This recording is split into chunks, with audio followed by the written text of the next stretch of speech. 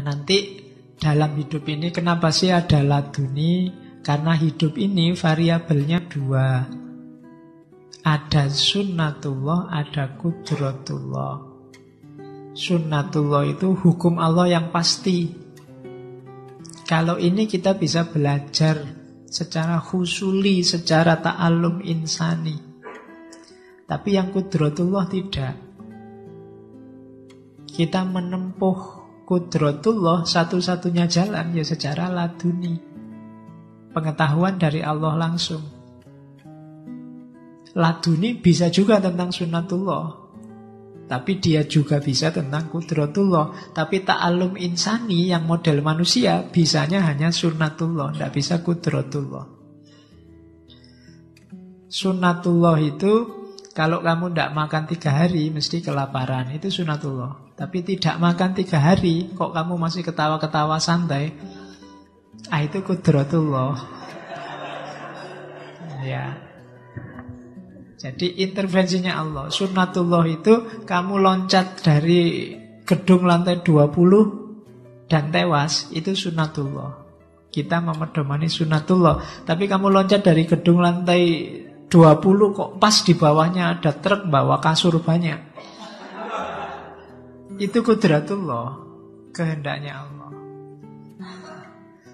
Sunnatullah itu kamu cakep dapat pasangan cakep. Qudratullah itu kamu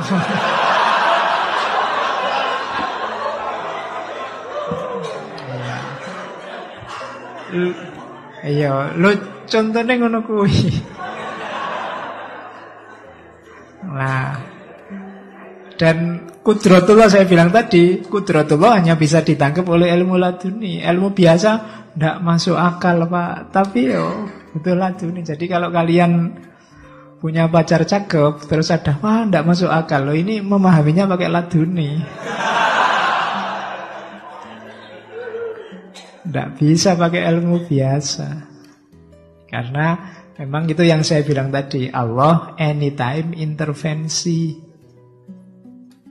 Kapanpun Allah bisa intervensi. Jadi namanya qudratullah. Dari situ ilmu laduni bermain. Kalau ilmunya manusia biasa yang kita kejar hanya bisa menjangkau yang sunnatullah. Kalau ada orang tanya, Pak, loncat dari lantai 20 tewas enggak, Pak? Jawabannya iya, mesti tewas. Kenapa? Karena kita manusia ngertinya yang sunnatullah. Meskipun ya enggak mesti juga. Kalau Allah nolong kemudian itu levelnya qudratullah manusia. Jadi pertanggungjawabannya berarti juga manusia. Ilmu laduninya yang dari Allah itu pasti bagus, pasti baik. Tapi penangkapan kita dan pengungkapan kita itu sepenuhnya tanggung jawab manusia. Jadi akal berperan di mana, manusia berperan di mana dalam ilmu laduni setelah pengetahuan itu diperoleh. Jadi setelah pengetahuan itu diperoleh, terus ilmu ini mau dipakai apa, diungkapkan seperti apa, ungkapan dan pemakaian, pemahaman itu sepenuhnya milik kita. Jadi ilmu laduni itu berarti apa? Proses diperolehnya pengetahuan. Kalau pengetahuannya sudah diperoleh, pengetahuan ini dipahami seperti apa dan diungkapkan seperti apa, itu tanggung jawabnya sudah manusiawi. Level ketiga dan level keempat. Jadi kalau ada orang misalnya, saya dapat ilmu laduni untuk membunuh kamu misalnya. Nah, ya kamu boleh bantah, karena selain kamu tidak ada di level laduni, ekspresi dari pengetahuan itu derajatnya manusiawi. Kayak waktu siapa? Syekh Abdul Qadir dapat, wahai Abdul Qadir, kamu sudah jadi wali, sekarang tidak perlu sholat lagi, tidak perlu anu lagi. Anda, kamu setan. Nah, itu kan penangkapannya manusia, dipahami sesuai pengetahuannya selama ini, diekspresikan sesuai situasi saat itu. Maka kamu tidak bisa kok, Pak, saya dapat ilmu laduni, besok ke kampus disuruh tidak pakai baju, Pak. bisa.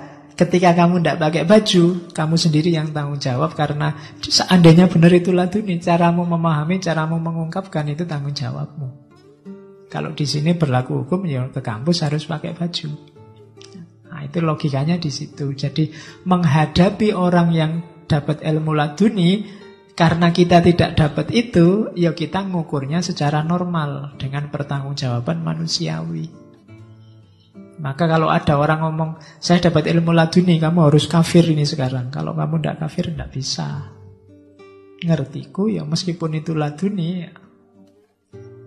Jadi itulah kalau menurut Suhrawardi tahapan-tahapannya. Jadi tidak harus ilmu itu mulia karena sumbernya dari Allah. Tapi ketika diekspresikan, diungkapkan, kalau tidak, kita bukan yang alami, ya tetap tidak masalah.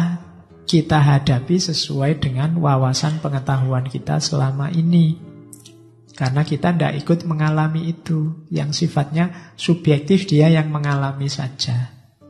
Nah, itu proses selanjutnya. Nah, ini kalimatnya Suhrawardi bagus. Saya ambil ya.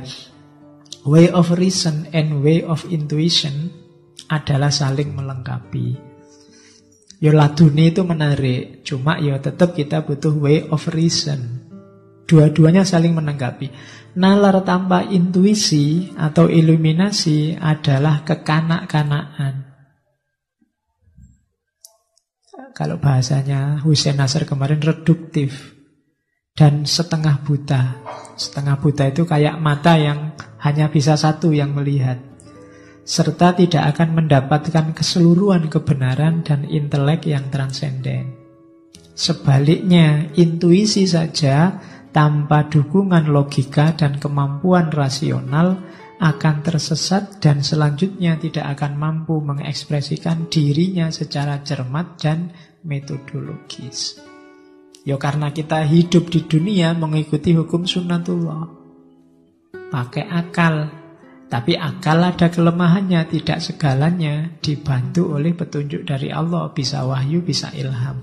Dua-duanya saling melengkapi kayak dua pasang mata.